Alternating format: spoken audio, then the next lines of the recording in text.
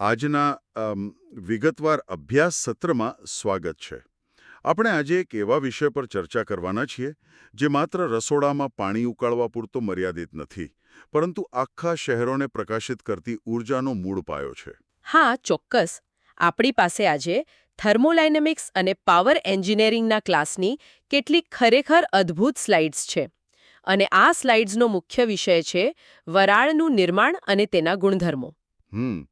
સામાન્ય રીતે આપણે પાણી ઉકાળવાની પ્રક્રિયા રોજ જોતા હોઈએ છીએ, પણ જ્યારે આ જ પ્રક્રિયાનો ઉપયોગ વિશાળ થર્મલ પાવર પ્લાન્ટ્સમાં થાય છે ત્યારે તેનું વિશ્લેષણ થોડું જટિલ બની જાય છે. બરાબર છે. એટલે જ આજના આપણા આ ક્લાસનું મુખ્ય મિશન એ છે કે ટીએસ અને પીવી ડાયાગ્રામ દ્વારા આ થર્મોડાયનેમિક પ્રક્રિયાઓને સમજીએ, અને તે પણ કોઈપણ પ્રકારની ઘોખણપટ્ટી વગર. જો આપણે ભૌતિકશાસ્ત્ર સમજી લઈએ તો તેને યાદ રાખવું એકદમ સરળ બની જાય છે. સાચી વાત છે. જો આપણે બીજી સ્લાઇડ જોઈએ તો એક સ્વાભાવિક પ્રશ્ન થાય કે આ બધું શા માટે ભણવાનું? જુઓ, પાવર પ્લાન્ટ અને ઔદ્યોગિક બોઇલરની કાર્યક્ષમતા વધારવા માટે આ ગુણધર્મો સમજવા અત્યંત જરૂરી છે. હા, કારણ કે ટર્બાઇન ચલાવવા માટે જે પ્રચંડ ઊર્જા જોઈએ છે તે સુપરહીટેડ વરાળ જ પૂરી પાડે છે. જો આ વરાળની લાક્ષણિકતાઓ સ્પષ્ટ ન હોય તો કાર્યક્ષમ પાવર પ્લાન્ટ ડિઝાઇન કરવો લગભગ અશક્ય છે. એટલે કે આ પ્રચંડ ઊર્જા વરાળમાં કેવી રીતે સંગ્રહિત થાય છે તે સમજવું એ જ સાચું એન્જિનિયરિંગ છે. તો ચાલો ત્રીજી સ્લાઇડથી આ બાબતને વિગતવાર સમજીએ. અહીં સૌથી પહેલા ટીએસ ડાયાગ્રામ આપેલો છે. ટીએસ ડાયાગ્રામ એટલે વાય અક્ષ પર તાપમાન, જેને આપણે ટેમ્પરેચર કહીએ છીએ, અને એક્સ અક્ષ પર વિશિષ્ટ એન્ટ્રોપી. આ ડાયાગ્રામ આપણને એ સમજવામાં મદદ કરે છે કે જ્યારે અચળ દબાણે પાણીમાં ઉષ્મા ઉમેરવામાં આવે છે ત્યારે તેના અંદરના ગુણધર્મોમાં કેવા ફેરફારો થાય છે. હા, અને આખી યાત્રા આલેખમાં બિંદુ એથી શરૂ થાય છે, જ્યાં પાણીનું પ્રારંભિક તાપમાન 0 ડિગ્રી સેલ્સિયસ એટલે કે 273 કેલ્વિન છે. હવે ચોથી સ્લાઇડમાં આ બિંદુ એથી બી સુધીનો માર્ગ દર્શાવ્યો છે, જેને આપણે પ્રથમ તબક્કો કહી શકીએ. જુઓ, આ માર્ગ સમજવો બહુ જ સરળ છે. જ્યારે આપણે કોઈ ઔદ્યોગિક બોઇલરમાં અચળ દબાણે પાણીને ગરમ કરીએ છીએ ત્યારે શરૂઆતમાં માત્ર પાણીનું તાપમાન વધે છે. આપણે આ ગરમીનો અનુભવ કરી શકીએ છીએ, થર્મોમીટરમાં જોઈ શકીએ છીએ. એટલે જ તેને પ્રવાહીની ઉષ્મા અથવા સેન્સિબલ હીટ કહેવાય છે. એટલે કે આ તબક્કામાં ઉષ્મા ઉમેરવાથી પાણીના અણુઓની ગતિ જ ઉર્યા વધે છે, અને ગ્રાફમાં પણ આ રેખા ધીમે ધીમે ઉપર તરફ જતી જોવા મળે છે. હા, પણ આ વધારો કાયમ માટે નથી હોતો. બિંદુ બી પર પહોંચતા જ એક મોટો ફેરફાર થાય છે. પાણી અચાનક ઉકળવાની શરૂઆત કરે છે. આ તાપમાનને સેચ્યુરેશન ટેમ્પરેચર કહે છે, અથવા સરળ ભાષામાં ઉત્કલન બિંદુ. અને સામાન્ય વાતાવરણના દબાણે આ તાપમાન 100 ડિગ્રી સેલ્સિયસ હોય છે. આલેખમાં જે શેડેડ એરિયા એ દર્શાવ્યો છે તે બીજું કંઈ નહીં પણ પાણીને આ ઉકળતા બિંદુ સુધી ગરમ કરવા માટે વપરાયેલી કુલ ઉષ્મા દર્શાવે છે. બિલકુલ. હવે પાંચમી સ્લાઇડ પર જઈએ, જ્યાં આ બાબત ખરેખર ખૂબ જ રસપ્રદ બને છે. બિંદુ બી થી સી સુધી જોશો તો ગ્રાફની રેખા ઉપર જવાને બદલે એકદમ સમક્ષિતિજ એટલે કે આડી થઈ જાય છે. હા, આ બહુ જ અદ્ભુત છે. સતત ગરમી આપવા છતાં તાપમાન તે જ સ્તર પર અચળ રહે છે. તે વધતું જ નથી. આને જ આપણે ગુપ્ત ઉષ્મા અથવા લેટેન્ટ હીટ કહીએ છીએ. આ ઉષ્મા તાપમાન વધારવાને બદલે પાણીના અણુઓ વચ્ચેના આકર્ષણ બળોને તોડવાનું કામ કરે છે. એટલે કે પ્રવાહીને વરાળમાં રૂપાંતરિત કરે છે. ટૂંકમાં કહીએ તો અવસ્થા બદલાય છે, અને બિંદુ બી અને સી વચ્ચેના આ મિશ્રણને જ આપણે ભીની વરાળ અથવા વેટ સ્ટીમ કહીએ છીએ. અહીં પાણી અને વરાળ બંને સાથે જોવા મળે છે. હા, પણ જેમ જેમ આપણે જમણી બાજુ આગળ વધીએ તેમ તેમ પાણીનું પ્રમાણ ઘટતું જાય છે, અને અંતે જ્યારે બિંદુ સી પર પહોંચીએ છીએ ત્યારે બધો જ પાણી સંપૂર્ણપણે વરાળ બની ગયું હોય છે. તેને સૂકી વરાળ અથવા ડ્રાય સ્ટીમ કહેવાય છે. પણ આધુનિક પાવર પ્લાન્ટ્સ માત્ર આ સૂકી વરાળથી સંતોષ માનતા નથી, ખરું ને? છઠ્ઠી સ્લાઇડમાં જુઓ, ગ્રાફ હવે બિંદુ સી થી ડી તરફ ફરીથી ઉપરની દિશામાં જાય છે. હા, કારણ કે ઊર્જાની જરૂરિયાત બહુ મોટી હોય છે અહીં સૂકી વરાળને સમાન દબાણે વધુ ઉષ્મા આપવામાં આવે છે, જેનાથી વરાળનું તાપમાન સેચ્યુરેશન તાપમાનથી પણ વધી જાય છે. આને સુપરહીટેડ વરાળ કહેવાય છે. અને આ જ એ પ્રચંડ ઊર્જા છે જે પાવર પ્લાન્ટની પાઇપોમાં ધગધગે છે અને વિશાળ ટર્બાઇન ફેરવે છે. જો ટર્બાઇનમાં ભીની વરાળ નાખીએ તો તેમાં રહેલા પાણીના સૂક્ષ્મ કણો અત્યંત ઊંચી ઝડપે બ્લેડ્સ સાથે અથડાય છે. અને બ્લેડ્સને કાટ લાગે અથવા પિટિંગ થાય. બિલકુલ, એટલા માટે જ સુપરહીટેડ વરાળ વાપરવી પડે છે. તો 7મી સ્લાઇડમાં આ ત્રણેય ઉષ્માઓનું એક ઝડપી પુનરાવર્તન આપેલું છે. પહેલી, પ્રવાહીની ઉષ્મા, જ્યાં તાપમાન વધે છે. બીજી, ગુપ્ત ઉષ્મા, જ્યાં અવસ્થા બદલાય છે પણ તાપમાન અચળ રહે છે. અને ત્રીજી, સુપરહીટની ઉષ્મા, જ્યાં સૂકી વરાળનું તાપમાન વધુ વધે છે.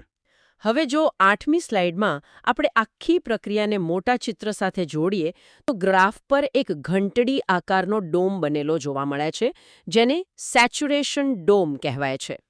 આ ડોમ ખરેખર એક નકશા જેવો છે. તેની ડાબી બાજુનો વળાંક સંતૃપ્ત પ્રવાહી રેખા છે અને જમણી બાજુનો વળાંક સૂકી અને સંતૃપ્ત વરાળ રેખા છે. હા, અને આ બે રેખાઓની વચ્ચેનો જે વિસ્તાર છે તે આપણો ભીની વરાળનો વિસ્તાર છે. કોઈ પણ એન્જિનિયર આ ડોમ જોઈને કહી શકે કે સિસ્ટમ અત્યારે કઈ અવસ્થામાં છે.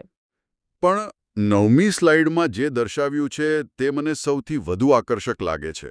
આ ડોમની એકદમ ટોચ પર આવેલું બિંદુ. તમે ક્રિટિકલ પોઈન્ટ ની વાત કરી રહ્યા છો. હા, આ ખરેખર જાદુઈ બિંદુ છે. જેમ જેમ ઊંચા દબાણે પાણીને ગરમ કરીએ તેમ તેમ આ ઘંટડીનો આકાર સાંકડો થતો જાય છે. અને 221.2 બાર દબાણે આ બિંદુ જોવા મળે છે. અહીં સૌથી મોટી કમાલ એ છે કે પાણી ઉકળવાના તબક્કામાંથી પસાર થયા વિના સીધું જ સુપરહીટેડ વરાળમાં ફેરવાઈ જાય છે. બિલકુલ. અહીં ગુપ્ત ઉષ્મા સંપૂર્ણપણે શૂન્ય થઈ જાય છે. પાણી અને વરાળ વચ્ચેનો કોઈ ભેદ જ રહેતો નથી, કારણ કે બંનેની ઘનતા એક સમાન થઈ જાય છે. આધુનિક અલ્ટ્રા સુપરક્રિટિકલ પ્લાન્ટ્સ આ જ સિદ્ધાંત પર કામ કરે છે. હવે 10મી સ્લાઇડમાં એક નવા કોન્સેપ્ટની વાત છે. ડ્રાયનેસ ફ્રેક્શન, જેને x વડે દર્શાવાય છે. આ વરાળની ગુણવત્તા માપવાનો એક ગાણિતિક માપદંડ છે. હા, જો પાઇપમાં માત્ર પાણી વહેતું હોય તો xની કિંમત 0 ગણાય. અને જો માત્ર સૂકી વરાળ હોય તો x બરાબર 1. સેચ્યુરેશન ડોમની અંદર એટલે કે ભીની વરાળ માટે આ મૂલ્ય 0 અને 1ની વચ્ચે રહે છે. ઉદાહરણ તરીકે જો xની કિંમત 0.95 હોય તો તેનો અર્થ એ થાય છે કે મિશ્રણમાં 95% સૂકી વરાળ છે અને 5% પાણીના કણો છે. પાવર પ્લાન્ટની ડિઝાઇનમાં આ કિંમત 1ની નજીક રાખવાનો જ પ્રયાસ થાય છે. અત્યાર સુધી આપણે તાપમાન અને એન્ટ્રોપીની ચર્ચા કરી. હવે 11મી અને 12મી સ્લાઇડમાં થર્મોડાયનેમિક્સનો બીજો મહત્વનો આલેખ છે, પીવી ડાયાગ્રામ, એટલે કે દબાણ અને કદ વચ્ચેનો સંબંધ. હા, અત્યાર સુધી ટેમ્પરેચર પર ધ્યાન હતું. હવે પ્રેશર અને વોલ્યુમ પર છે. આ આલેખમાં ભીની વરાળના વિસ્તારમાં રેખા એકદમ સમક્ષિતિજ, એટલે કે આડી રહે છે. તેનું ભૌતિક કારણ એ છે કે જ્યારે ફેઝ ચેન્જ થતો હોય, એટલે કે પાણી વરાળ બનતું હોય, ત્યારે તાપમાન અને દબાણ બંને અચળ રહે છે. છતાં દબાણ અચળ રહેવા છતાં પ્રવાહીમાંથી વાયુ બનતા પદાર્થના કદમાં પ્રચંડ વધારો થાય છે. એક સમાન દળ માટે કદ સેંકડો ગણું વધી જાય છે. અને આ કદનો અચાનક વધારો જ તે મુખ્ય પરિબળ છે જે ટર્બાઇનની બ્લેડ્સ પર દબાણ ઊભું કરે છે.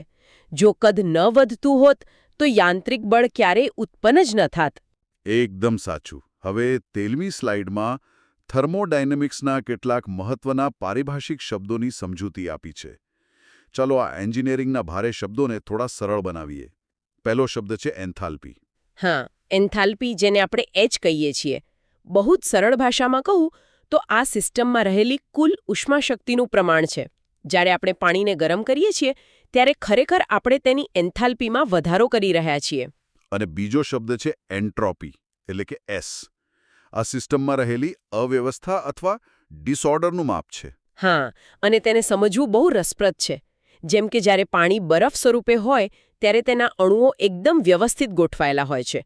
પણ જ્યારે તેને ગરમ કરીને વરાળ બનાવીએ ત્યારે અણુઓ અસ્તવ્યસ્ત થઈને ગમે ત્યાં ભાગવા લાગે છે. એટલે કે આ અવ્યવસ્થા વધવાની પ્રક્રિયા જ એન્ટ્રોપીમાં થતો વધારો દર્શાવે છે. અને બ્રહ્માંડનો નિયમ છે કે બંધ સિસ્ટમની એન્ટ્રોપી હંમેશા વધતી જ રહે છે. ત્રીજો શબ્દ જેની આપણે અગાઉ વાત કરી તે છે સેચ્યુરેશન ટેમ્પરેચર, એટલે કે જ્યાં પાણી ઉકળે છે. અને આમાં દબાણનો રોલ બહુ મોટો છે. જેમ સિસ્ટમનું દબાણ વધે છે તેમ પાણીનું ઉકળવાનું તાપમાન પણ વધે છે. હા, જેમ કે આપણા ઘરના પ્રેશર કુકરમાં થાય છે. અંદર દબાણ વધારે હોય છે એટલે પાણી 100 ડિગ્રીને બદલે કદાચ 120 ડિગ્રી પર ઉકળે છે, જેથી ખોરાક જલ્દી રંધાઈ જાય છે. બિલકુલ. પાવર પ્લાન્ટના બોઇલરમાં પણ પ્રેશર વધારીને જ પાણીને અત્યંત ઊંચા તાપમાને ઉકાળવામાં આવે છે, જેથી વરાળમાં મેક્સિમમ એન્થાલ્પી ઉમેરી શકાય. હવે 14મી સ્લાઇડમાં આપણે આખી યાત્રાનો સારાંશ જોઈ શકીએ છીએ. આપણે સામાન્ય પાણીથી શરૂઆત કરી હતી. ઔદ્યોગિક બોઇલરમાં તેમાં અચળ દબાણે ઉષ્મા ઉમેરવામાં આવી. પછી તાપમાન વધ્યું અને તે ઉત્કલન બિંદુએ પહોંચ્યું. ત્યાંથી ગુપ્ત ઉષ્મા મેળવીને તે ભીની વરાળમાં ફેરવાયું. તેને વધુ ઉષ્મા આપતા તે સંપૂર્ણ સૂકી વરાળ બની ગયું. અને આપણે ત્યાં પણ અટક્યા નહીં. તેને હજુ વધુ ગરમ કરીને સુપરહીટ કરી. આ જ સુપરહીટેડ વરાળ હાઈ પ્રેશર પાઇપલાઇન્સ મારફતે ટર્બાઇનમાં પ્રવેશી અને તેણે પ્રચંડ પાવર ઉત્પન્ન કર્યો. એટલે કે 15મી સ્લાઇડ મુજબ આજના વર્ગ પછી વરાળ નિર્માણની પ્રક્રિયા અને તેના થર્મોડાયનેમિક ગુણધર્મોની સમજ એકદમ સ્પષ્ટ થઈ ગઈ હોવી જોઈએ. હા, આ જ્ઞાન મિકેનિકલ અને પાવર એન્જિનિયરિંગનો મૂળ પાયો છે.